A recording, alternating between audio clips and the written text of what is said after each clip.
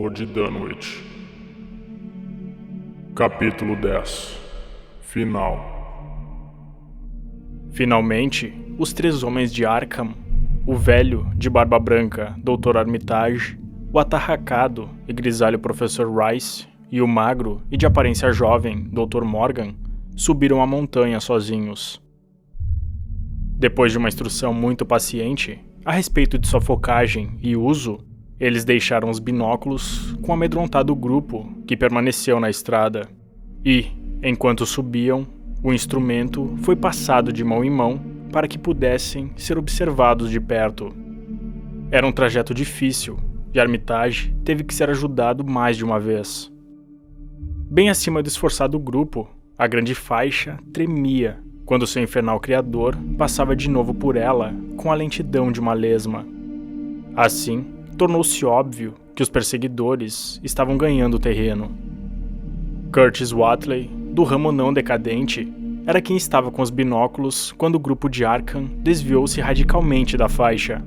Ele disse à multidão que os homens estavam evidentemente tentando chegar a um pico secundário que desse vista para a faixa, num ponto consideravelmente à frente de onde o matagal estava agora tombado. Isso, de fato, provou ser verdade, pois o grupo foi visto alcançando elevação menor momentos depois que a blasfêmia invisível havia passado por lá. Então, Wesley Corey, que havia pegado o instrumento, gritou que Armitage estava ajustando o pulverizador que Rice segurava e que algo devia estar para acontecer. Os homens agitaram-se apreensivamente, relembrando que era esperado que o pulverizador desse ao horror oculto um momento de visibilidade. 2 ou 3 homens fecharam os olhos, mas Curtis Watley apanhou de volta os binóculos e estendeu seu campo de visão para o máximo. Viu que Rice, da posição vantajosa em que se encontrava o grupo, acima e atrás da entidade, tinha uma chance excelente de espalhar o poderoso pó com um ótimo efeito. Os outros, sem o telescópio, viram apenas por um instante uma nuvem cinza, uma nuvem de cerca do tamanho de um prédio moderadamente alto, perto do topo da montanha. Curtis, que estava com o instrumento, derrubou-o com um grito estridente no barro da estrada, onde se podia atolar até o tornozelo. Ele cambaleou e teria caído no chão se 2 ou 3 de seus companheiros não o tivessem agarrado e mantido-o de pé. Tudo o que pôde fazer foi lamentar-se de modo quase inaudível.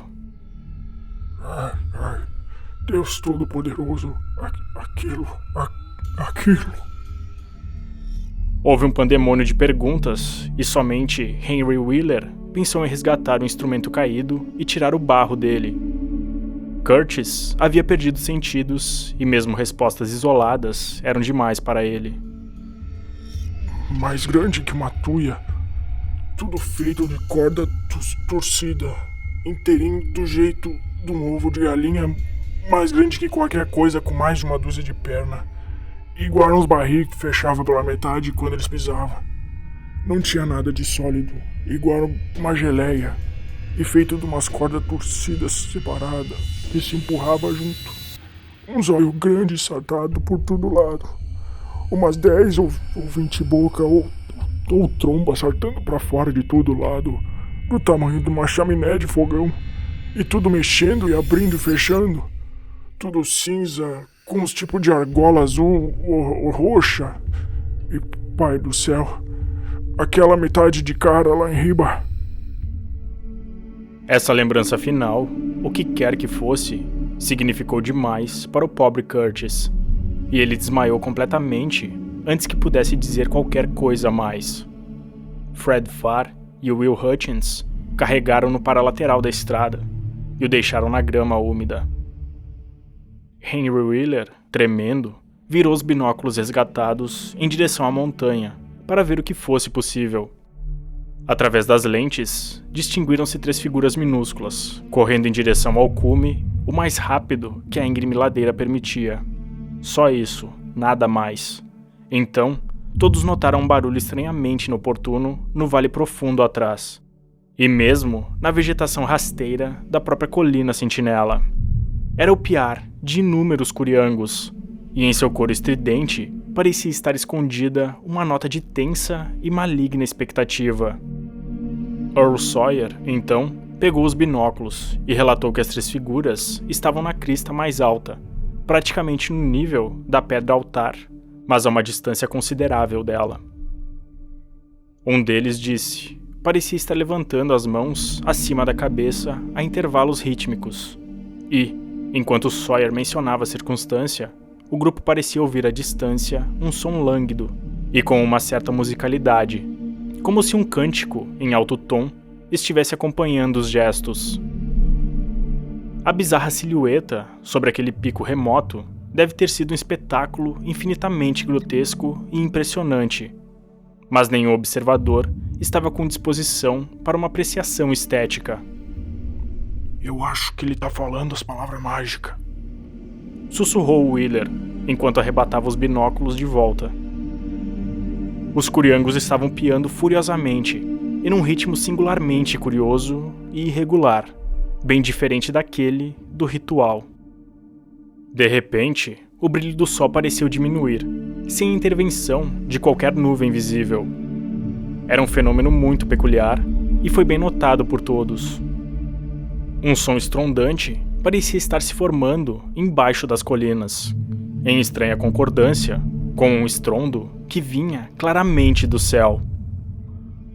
Um relâmpago cintilou no alto, e o grupo abismado procurou em vão por presságios de tempestade. O cântico dos homens de Arkham agora se tornou inconfundível, e Wheeler viu, através do instrumento, que eles estavam levantando os braços ao ritmo do encantamento. De alguma propriedade rural longínqua chegaram frenéticos latidos de cães. A mudança nas tonalidades da luz do sol aumentou, e o grupo contemplou, maravilhado, o horizonte. Uma escuridão arroxeada, nascida de nada mais do que o aprofundamento espectral do azul celeste, impelia-se por sob as retumbantes colinas. Então, relampejou de novo, de forma mais brilhante do que antes, e o grupo imaginou que havia uma certa neblina ao redor da pedra altar no ápice distante. Contudo, ninguém estava olhando com os binóculos naquele momento. Os curiangos continuaram com sua vibração irregular, e os homens de Dunwich prepararam-se, em meio à grande tensão, contra alguma ameaça imponderável de que a atmosfera estava sobrecarregada. Sem que fossem esperados, chegaram aqueles profundos, dissonantes e roucos sons vocais que nunca sairão da memória daquele acometido grupo que os ouviu. Não havia nascido de nenhuma garganta humana, pois os órgãos dos homens não podem produzir tais perversões acústicas. É mais provável dizer que eles provinham do próprio abismo, se não fossem tão inconfundível que sua fonte era a pedra altar no pico. De qualquer modo, é quase errôneo chamá-los de sons, já que muito de seu horripilante e infragrave timbre falava para partes sombrias de consciência e terror muito mais sutis do que o ouvido. Contudo, deve-se chamá-los assim, já que sua forma era incontestável, embora vagamente a de palavras semi-articuladas. Eram altos como os estrondos e o trovão, sobre os quais ecoavam. Contudo, não provinham de nenhum ser visível, e porque a imaginação pode servir de fonte hipotética para o mundo dos seres não visíveis, o grupo amontoado na base da montanha amontoou-se ainda mais e se encolheu como se esperasse um desastre.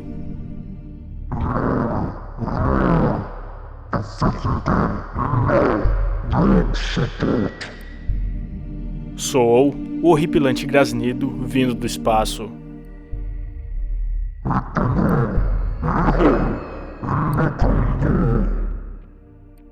Nesse momento, o impulso da fala parecia faltar, como se uma terrível luta psíquica estivesse acontecendo. Henry Wheeler voltou a olhar com os binóculos, mas só viu as grotescas silhuetas das 3 figuras humanas no pico, todas movendo os braços furiosamente, em gestos estranhos, como se o encantamento estivesse próximo de seu fim. De quais poços negros de medo ou sentimento aquerôntico de quais desconhecidos golfos de consciência extracósmica ou herança obscura e muito latente foram trazidos aqueles semi-articulados grasnidos de trovão. Nesse momento, eles começaram a adquirir força e coerência renovadas, enquanto aumentava o ímpeto de seu último e definitivo frenesi.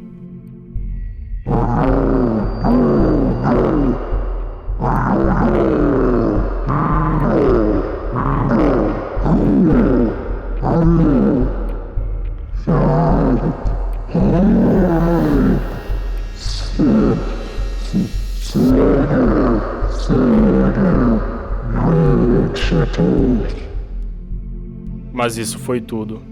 O pálido grupo, que estava na estrada, ainda abalado com as sílabas indiscutivelmente inglesas que haviam fluído densa e ameaçadoramente do enfurecido espaço vazio, ao lado daquela repelente pedra-altar, nunca mais ouviria tais sílabas outra vez. Em seguida, sobressaltaram-se violentamente com um terrível estrondo que parecia rasgar as colinas. O ensurdecedor e cataclismo estrépito, cuja origem fosse na terra ou céu, nenhum ouvinte foi capaz de afirmar. Um único raio caiu do zênite púrpura e atingiu a pedra-altar, e uma gigantesca onda de invisível força e indescritível mau cheiro, vinda da colina, assolou todo o campo. As árvores, o mato e a vegetação rasteira foram assolados por sua fúria, e o amedrontado grupo, na base da montanha, enfraquecido pelo fedor letal que parecia estar a ponto de asfixiar a todos, foi quase arremessado do chão onde pisava. Cães uivavam à distância, o mato e as folhagens murcharam, passando de verde a um curioso e doentio cinza amarelado, e sobre o campo e a floresta espalharam-se os corpos dos curiangos mortos. O mau cheiro passou rapidamente, mas a vegetação nunca mais voltou a ser a mesma. Até hoje, há algo esquisito e ímpio na vegetação que cresce naquela temível colina ou a seu redor.